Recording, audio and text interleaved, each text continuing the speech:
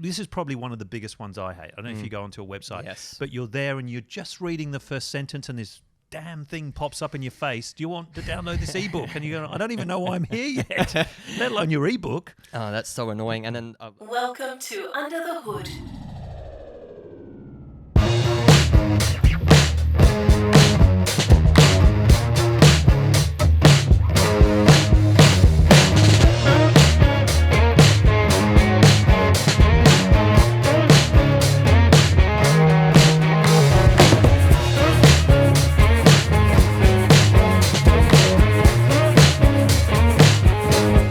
Welcome back to Under the Hood, and we are in the hood. Myself, Tony Eades, and with me to my right is Gabe McCarthy, wearing some very nice merch. If you are watching us on vidcast instead of podcast, you'll have to describe it. I'll describe it.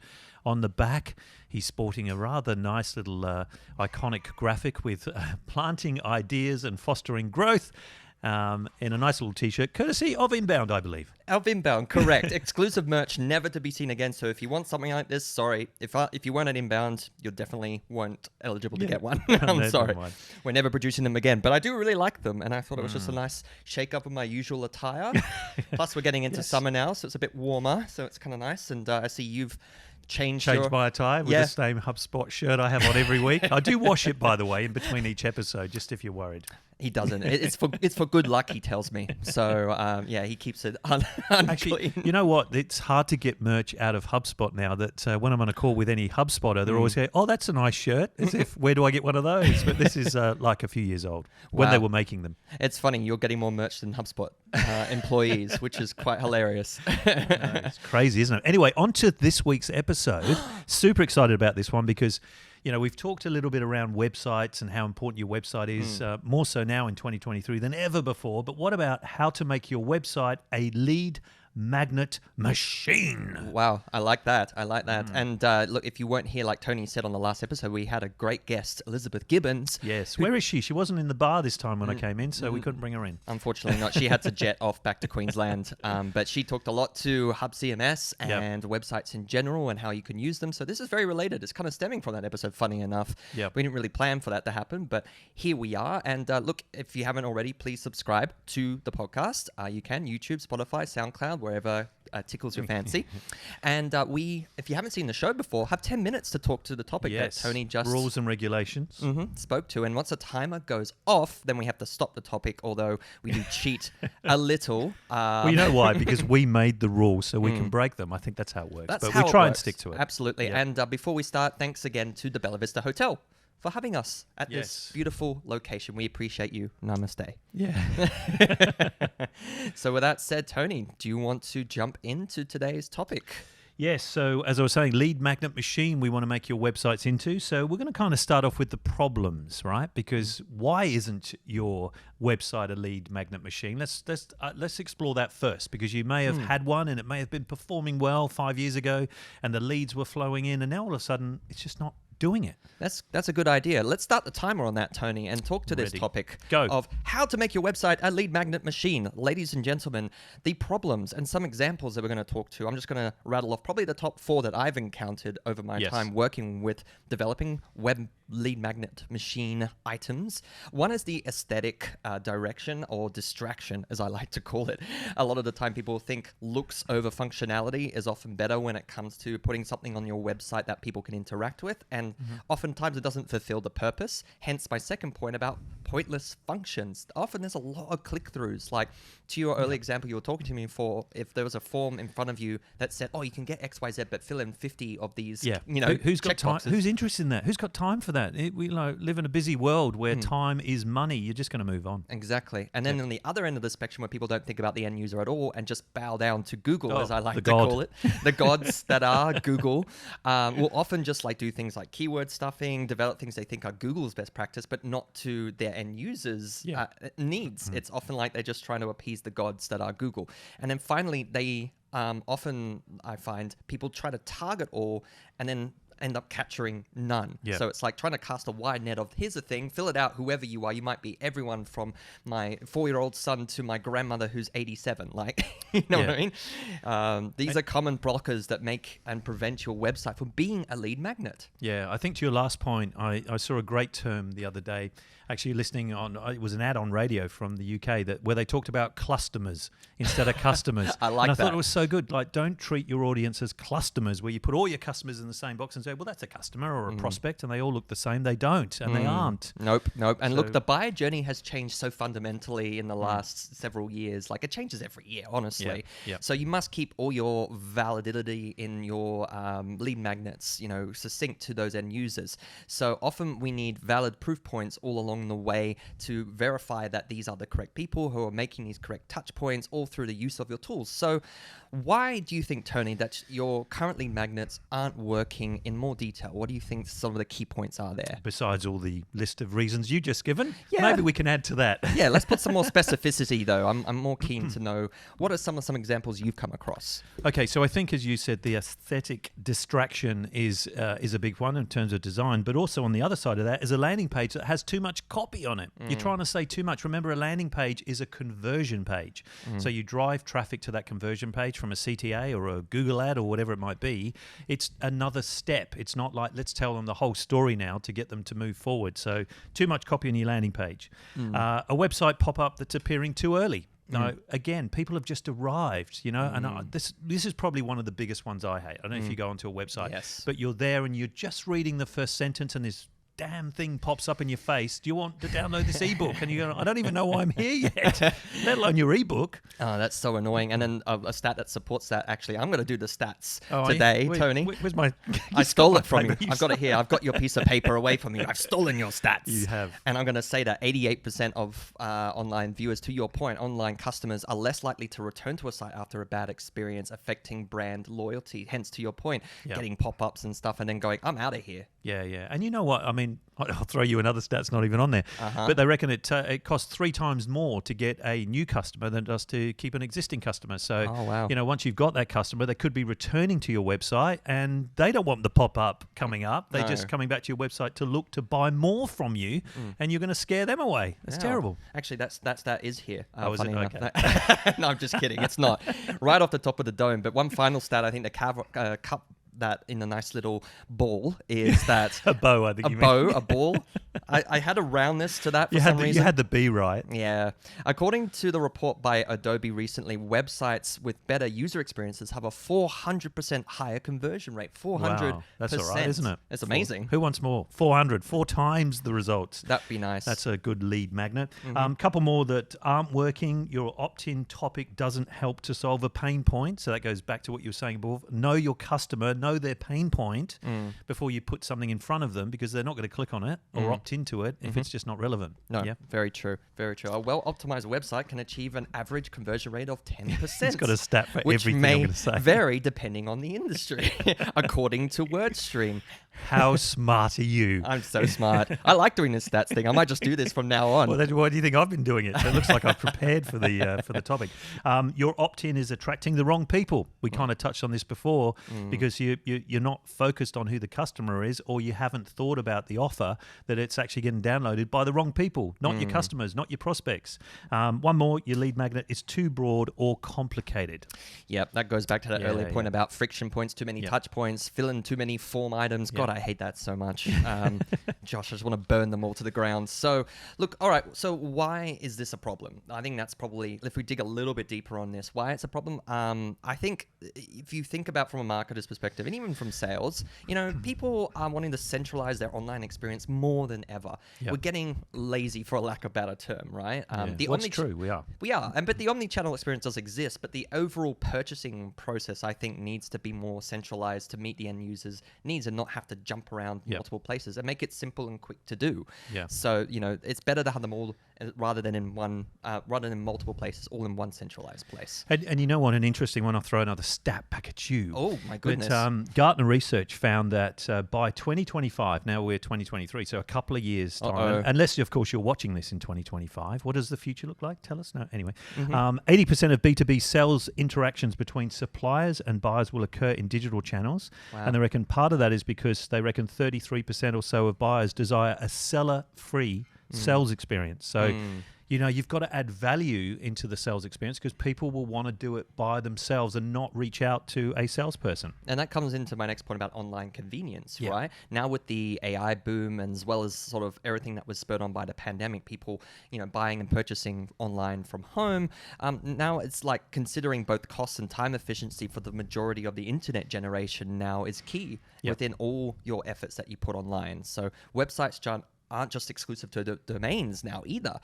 Think about all the last purchases you made online. Were they all from a website? Not necessarily. Like there's Amazon to consider, Facebook, Instagram, all those other places. It's a busy world out there. Let's maybe share some, shall we? So let's share a few of the different options people could do. So if they're thinking about what the lead magnets aren't working, I need to put a few more in there. Do you want to start? Just kick one off. Absolutely. I think one of the key things, and this is also sort of verified by LinkedIn and a lot of other sources as well, as sort of being the top things that you should be doing. So listen up. The checklist, probably one of the key things there, and the most simplest one. Why not a checklist online as a lead magnet tool to help people realize what their end solution is, and it could be your product. Yeah. Imagine, when you're going on holiday, I do this all the time. Like you think you're just about, or maybe when you went to inbound, you're kind of like thinking, have I remembered everything? The toothbrush, this, that, and the other, and a checklist that you could just download. The inbound travel checklist would have been fantastic. God, that would have been. We should tell HubSpot that. That's actually not a bad idea because let's just release our own. I literally left my packing to the last minute and forgot a lot of things.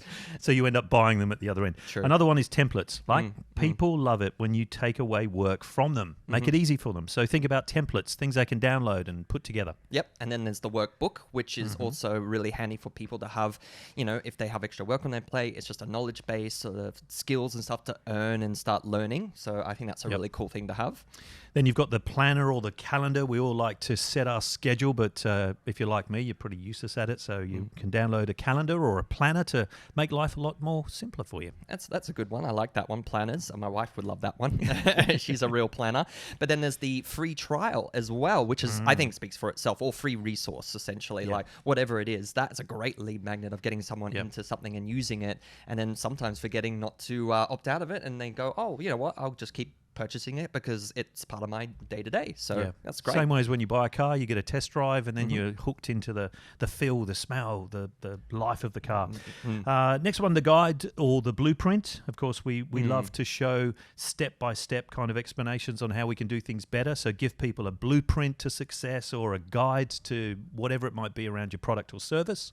Yep. And then finally, resources and like toolkits. And often why we finish these shows with the toolkit section, it's because it's a nice takeaway at the end of something, so you get some value at the end. So some key value takeaways are things like toolkits and other things you can do, calculators, self-assessment tools. You can do a product selector. I like the product selector. That's good, especially if you've got like 10 products or 10 services and someone's looking at it going, well, which one should I go for?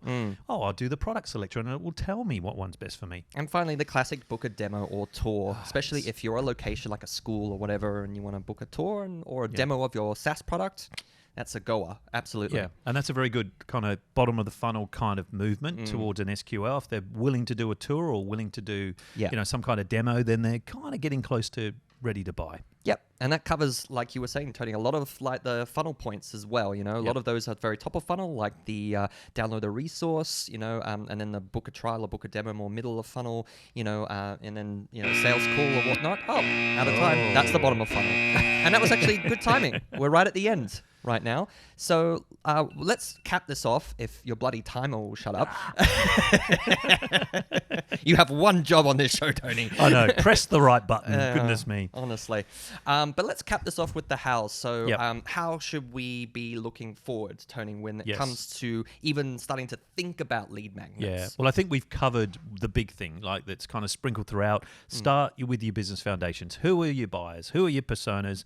What does it kind of look like, the buyer journey? Like if you really understand your personas, then you're going to know what content is going to convert best for them, and therefore a lead magnet that creates leads. Absolutely. And then when you go into architect the solution on your website or whatever, wherever the lead magnet exists, when you architect it and map it, it's going to fit in nice and succinctly to your website specifically and make it look like it is native to your website and not like a tacky add-on that just doesn't work and has a lot of friction and a lot of touch points that no one uses anyway. That's the one thing. It's like I find a lot of people invest in third-party tools when they build a website, connect it in. A lot of the time it takes way too long to get to work, and then at the end of the day, they don't advertise it, they don't promote it, and it doesn't get used anyway. It's like, what was the point? Exactly. It's got to be a natural, we like to talk about the seamless buyer journey. It's got to feel like it's a natural next step, or people aren't going to click on it. So if you think, okay, I'm at this point of the buyer journey, what would I be thinking if I was a prospect? Okay, I want to know this for me to move forward. And then if there's a natural lead magnet that helps you move forward, they're going to click on it. They're going to use it. Yep. And that comes to your final point, Tony, about optimizing the magnets, not just CTAs on your website pages. There's more to it. There's more to it. You can promote it across your website on several banners. You can promote it through your socials. You can promote it through email marketing. You can do it in direct sales. Like we often promote this show to our customers. Well, on our footers, on our email footers. In fact, all our team are now putting it onto their footers because those emails go out consistently and the footer is always there with a link to the page. Absolutely. And then when we do an event, we put it up, a link to it on a QR code. There's lots of different ways you can put lead magnets. I mean, this show in itself somewhat is to some degree. It's more an educational thing, very top of funnel, but like it is in essence, by definition, a lead funnel. Yeah, of course, very top of the funnel. And the other one, which I see missing so many times, is at the end of a blog post, you leave people wanting to do something next. So put it on the end of a CTA on the end of your blog post. So, if the topic is relevant then to a lead magnet, send them to the lead magnet because they're going to want to know more if you've engaged them through the blog post. Yeah, and definitely to your point, relevancy. Yeah, that is key. Like, don't put something up there that they wouldn't click through naturally. Like, it doesn't make sense to put something about a product about, I don't know, toothpaste when you've had your blog talk about brooms. I don't know. Doesn't make any sense. So you're talking about one of your clients again there, I think. Let's not get into them. Brooms and toothpaste. Gosh. But I think we will get into the TOOLKIT.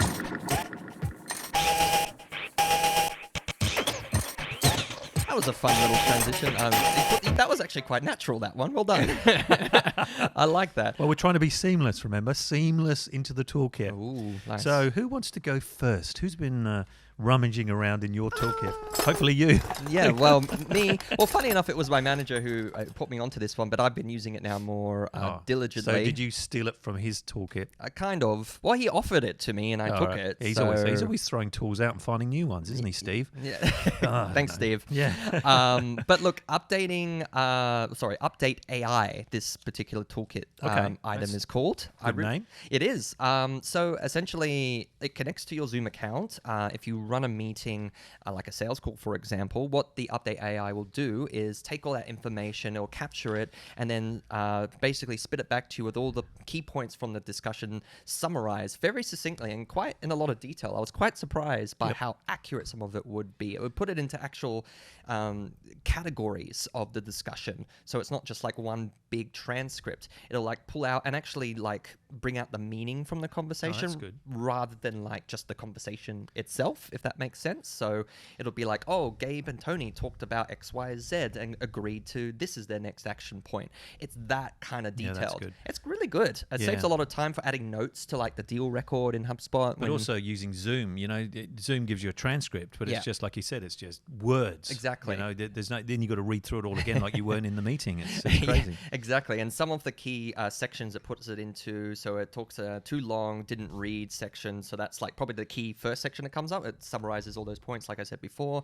It'll summarize all the action points discussed, all the important numbers that were thrown about. Like there might be like one that said, this deal for $2,000 needs to go to $3,000. That might be something that will come up in that section.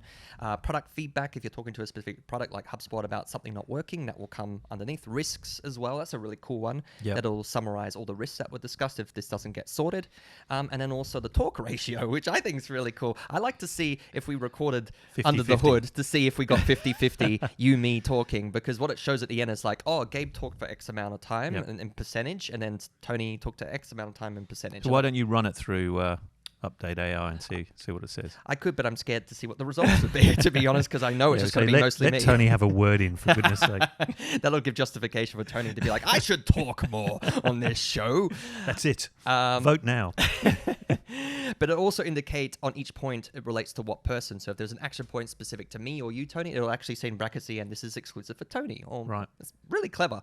Yeah. So check it out. There's a free version, obviously. There's a nice lead magnet for you. It's a free version. Download it, check it out, play with it. But there's also a professional one. It's a bit more pricey. How much is that? It's about $39.99 per month. That's too much. That's cheap. I didn't know where you were going with that. Cheap. Well, I was going to joke that it was too reasonable. Much. That's the thing with AI. It is to play and to enter. It's so cheap, really, isn't it? I mean, $39 is you can do it. You can probably cancel any time. Mm-hmm. Yep. It's all that kind of stuff. Yep. And then there's an enterprise version too. So if you want your whole team on it, you can check it out. I think you have to call sales to get some sort of. That's the bit I don't like. Yeah, I don't like that. That's the friction piece. That's people. a friction point. Talk to sales. I've just had to do that with Vidyard, and you just don't have time. I'm ready to buy now, not in a week's time. We might have to bleep out that Vidyard bit. So can you say that again and I'll bleep you? So you had to what?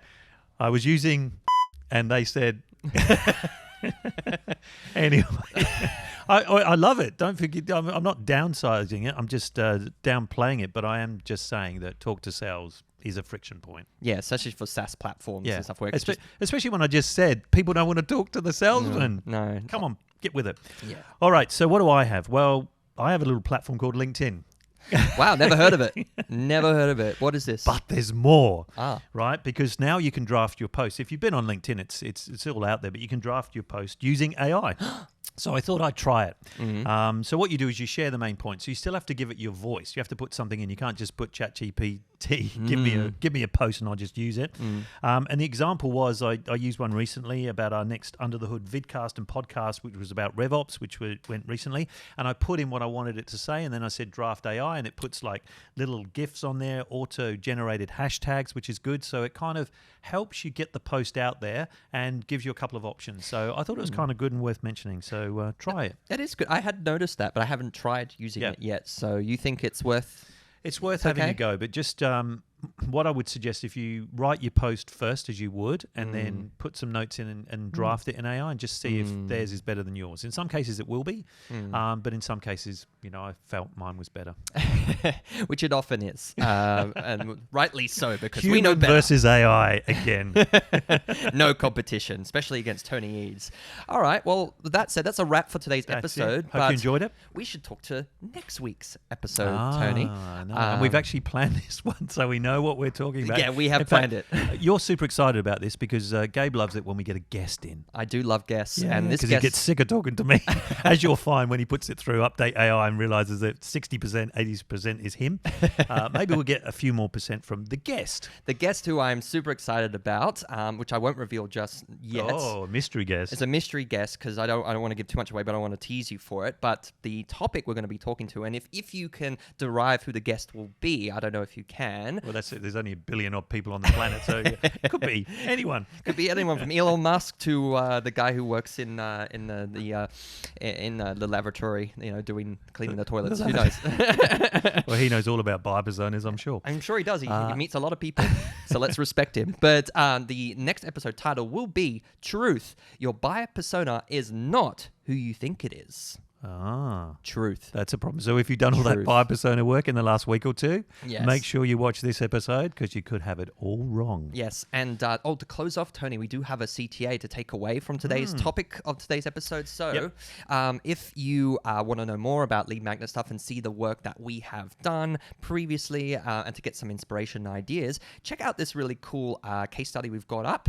It's called How Bertram Yachts Built a Product Configurator to Drive Leads, which product configurator. Not a product selector. This is a configurator. It's just a fancy way of calling it something a little bit different. Well, if it makes the leads get downloaded, that's the whole point, right? You can call it what you want. Yes, but we'll link below that article. Definitely check it out if you can at the end of this podcast.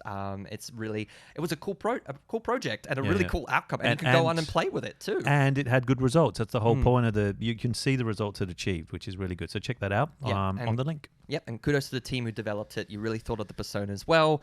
And that's it for today's episode. Thank you for joining us on Under the Hood. We'll catch you next week. Don't forget to subscribe, and we'll see you then. See you then.